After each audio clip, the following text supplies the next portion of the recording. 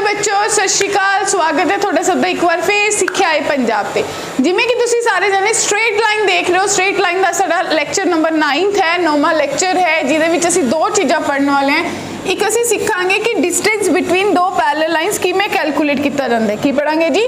Distance between दो parallel lines. दूजी चीज़ बारे डिस्कस करांगे एरिया ऑफ पैरेललोग्राम। ठीक है जी। सब तो पहला आपां गल करदे पैरेलल लाइन्स। तो बच्चों पैरेलल लाइन्स क्या होंदे ने? ਉਹ ਲਾਈਨਾਂ ਜਿਨ੍ਹਾਂ ਦੇ ਵਿੱਚ डिस्टेंस हमेशा बराबर रहिंदा, कॉन्स्टेंट रहिंदा, कदे नहीं बदलदा किसी भी पॉइंट ते। ठीक है जी, ओके। हुण जिवें असीं ऑलरेडी पहले लैक्चर च डिस्कस कर चुके, जो असीं पैरेलल लाइनां वाले पढ़िया सी। पैरेलल लाइनां वो हुंदियां ने जिन्हां दे एक्स ते वाई दा कोफिशिएंट नहीं बदलदा। यानी कि अगर मैंने एक line ax plus B Y plus c बराबर है 0 लिखी है, मैं यदि अगर पैरेलल लाइन लिखनी है तो मेरे को ax plus B Y plus के बराबर है 0 आ जाएगी। ठीक है ना। हुण इस प्रश्न के मुताबिक, इस कंसैप्ट के मुताबिक मैंने दो पैरेलल लाइन दी है। देखो फोकस करो, दोनों के कॉन्स्टेंट अलग है, यानी कि पैरेलल लाइन ने सेम लाइन नहीं है। इन्हों के अगर मैंने डिस्टेंस करना है, परपेंडिकुलर डिस्टेंस, और मेरे कल क्या होगा? C1 minus C2 divided by x के कोफिशिएंट का स्क्वायर प्लस y के कोफिशिएंट का स्क्वायर। ठीक है जी। हुण इहदे उत्ते ही फोकस करते हुए तुहानूं सब तो पहला जो प्रश्न प्रैक्टिस लई दिता है कि एरिया ऑफ स्क्वायर कढना है, किसी स्क्वायर का एरिया कढना है जिहदियां साइडां तुहानूं ये दो दित्तियां होईयां ने।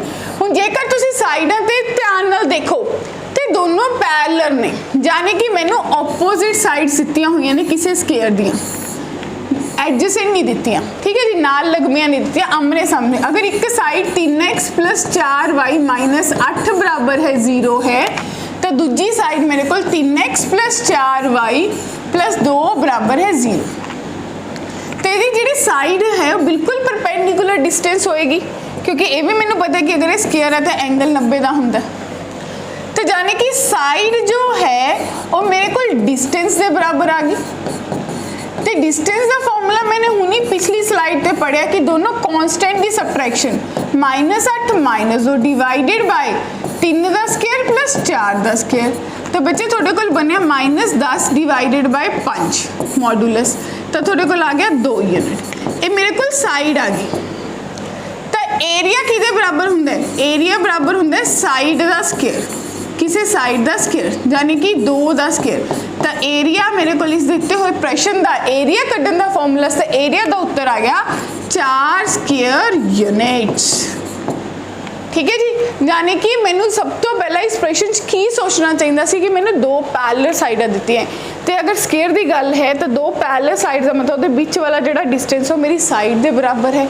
जिथे मैनू ये गल समझ आ गई उत्थे मेरा प्रश्न बहुत ही सौखा हो गया।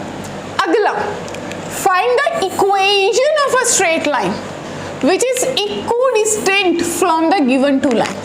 तो बच्चे तुमने इक्वेशन ऑफ अ लाइन कढ़नी है इक्विडिस्टेंट, यानी कि जो दित्तियां हुई दो लाइनां दो बराबर दे डिस्टेंस से है।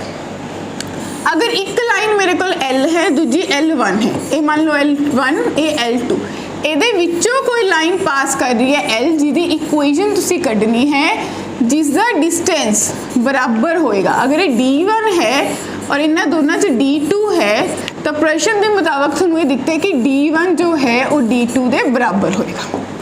जेकर साइडां पैरेलल ने, लाइनां पैरेलल ने, तो मैंने दिखनियां चाहिए। तो मैं इन्हूं 2 ते मल्टीप्लाई करा तो 4x प्लस 6y माइनस 14 बराबर है 0।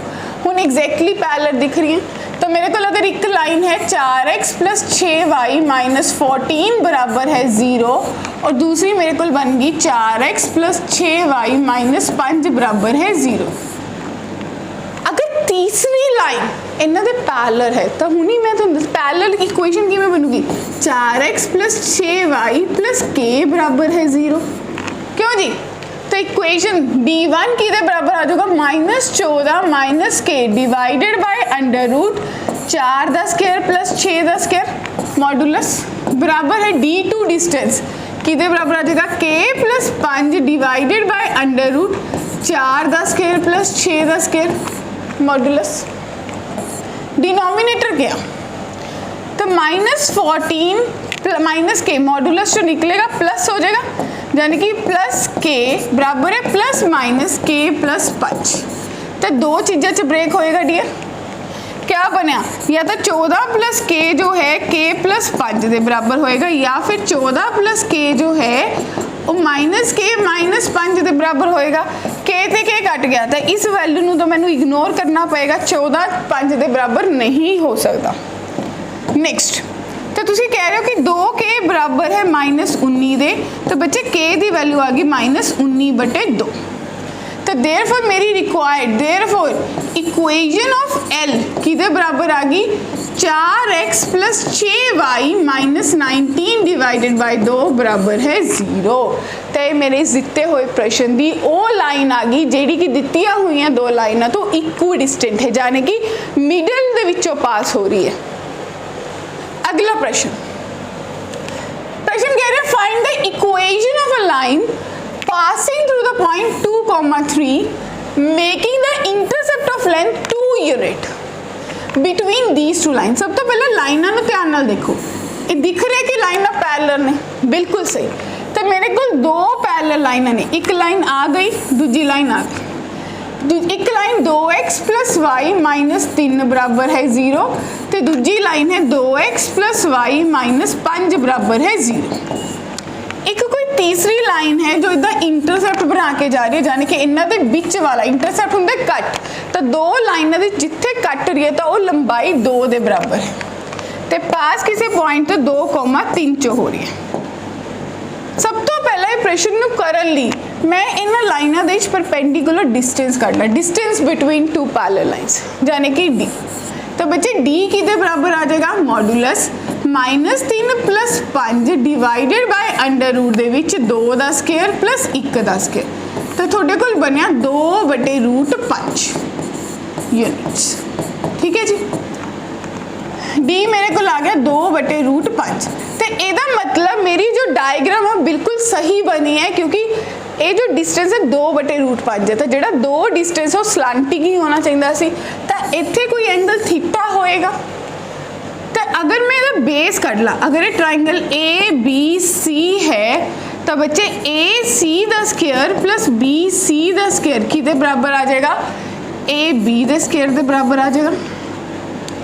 ए सी का स्केयर 4/5, बी सी का स्केयर कढ़ना है तो ये थोड़े को आ गया 4, यानी कि बी सी स्केयर बराबर है 4 - 4/5, तो थोड़े को बनया b - 4/5।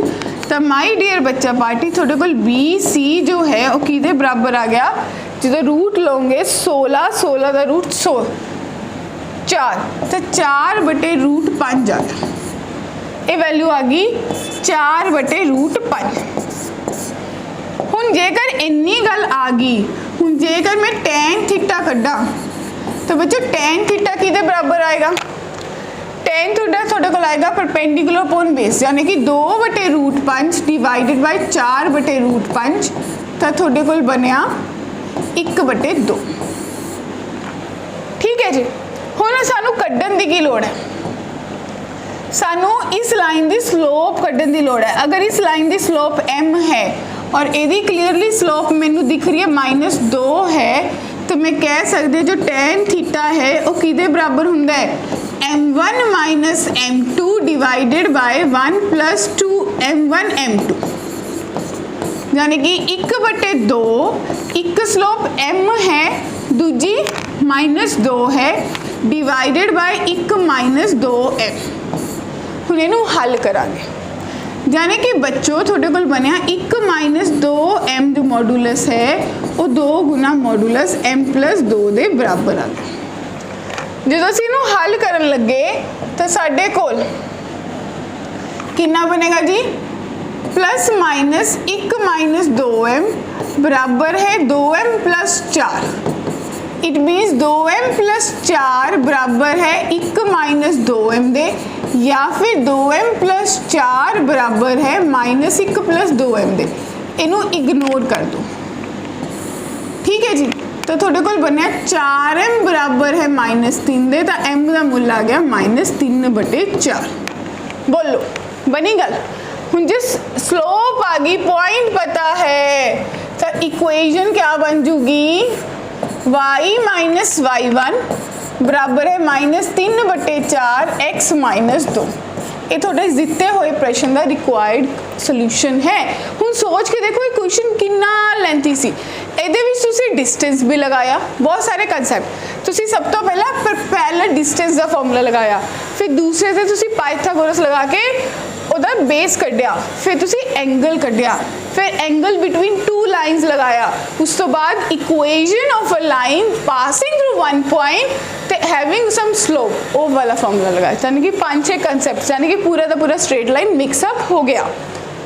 आज द लास्ट कंसैप्ट है एरिया ऑफ पैरेललोग्राम। बच्चे अगर मैंने एक साइड दी हुई है ax a1x plus b1y plus c1 is equals to 0, a1x plus b1y plus c2 बराबर है 0, और दूसरी साइड दी हुई है ax plus by plus d1 बराबर है 0, और इधर मैंने दिता होया है ax plus b1 plus d2 बराबर है 0। तो इस केस दे विच मेरा जो एरिया है पैरेललोग्राम का किदे बराबर आएगा, मेरे को बराबर आएगा c1 minus c2 d1 minus d2 divided by m1 minus m2, क्योंकि थोनू पता है कि अगर इस लाइन की स्लोप m1 है और इस लाइन की स्लोप m2 है तो इन्हां दी सबट्रैक्शन कर दो। तो साडे कोल हुण प्रश्न जो है, ध्यान दो, एरिया ऑफ पैरेललोग्राम करना है, 4 साइडा दी हुई हैं। तो अगर देखो एक साइड दी हुई है x माइनस 3y प्लस 18 बराबर है 0, और दूजी मैंने दी हुई है x माइनस 3y माइनस 4 बराबर है 0। ठीक है भाई, और इधर मैंने दी हुई है 9x माइनस 5y प्लस 8 बराबर है 0, 9x माइनस 5y माइनस 14 बराबर है 0। तो बच्चों ध्यान देने वाली गल है, इस केस दे विच c1 मेरे को 18 के बराबर है, c2 माइनस 4 के बराबर है, तो जो मेरी स्लोप है m1 वो मेरे को किदे बराबर आ जाएगी 1/3। उसी तरीके नाल जो इधर गल करांगे d1 मेरे को 8 के बराबर है, d2 मेरे को माइनस 14 के बराबर है, तो जो मेरी स्लोप है m2 किदे बराबर आ गई 9/5। तो आओ फिर गल करिए, मेरे को एरिया किदे बराबर आ जाएगा modulus c1 minus c2 18 plus 4 d1 minus d2 8 plus 14 divided by m1 minus m2, यानी कि 9/5 ला लो चाहे 1/3। हुण इहनूं हल करिए, थोड़े कोल बनिया 18 ते 4 22, 14 ते 8 22 डिवाइडेड बाय 15 एलसीएम आऊगा जी, तो थोड़े कोल बनूगा 27 माइनस 5 मॉड्यूलस। इट मीनस 15 गुना 22, थोड़े कोल आंसर बनूगा 15 नू 22 ते करो तो 220 नू 10 से किया, 22 नू 10 से किया 220, 5 से किया 55, तो 220 प्लस 55 220 नहीं 220 प्लस 110 330। तो इस दिते हुए पर्टिकुलर क्वेश्चन का जो एरिया आएगा 330 स्क्वायर यूनिट्स आ जाएगा। तो अज का एक कंसैप्ट सी जो असी डिफरेंट वे ना सीखा, तो असी अज की क्लास सीखा कि असी सीखा एरिया ऑफ पैरेललोग्राम किमें कढ़दे, असी सीखा डिस्टेंस बिटवीन दो पैरेलल लाइन्स किमें कढ़िया जाती। ठीक है जी, तो यही अगले कंसैप्ट ना मिलांगे अगले लेक्चर के। तक ली लाइक शेयर सब्सक्राइब तो बनता है ना, जरूर बनता है जी, जबरदस्त जरूर करके ही जाओ, मैक्सिमम शेयर करो ताकि पंजाब के बच्चों तक एक अच्छे लेवल का कंटेंट पहुंच सके, वो अपनी लाइफ के अगे बढ़ सकन। ठीक है जी, फिर मिलांगे अगले लेक्चर दे अगले कंसैप्ट दे नाल। अगला कंसैप्ट होएगा एंगल बाइसेक्टर्स। तद तक ली ध्यान रखो, पढ़ते रहो।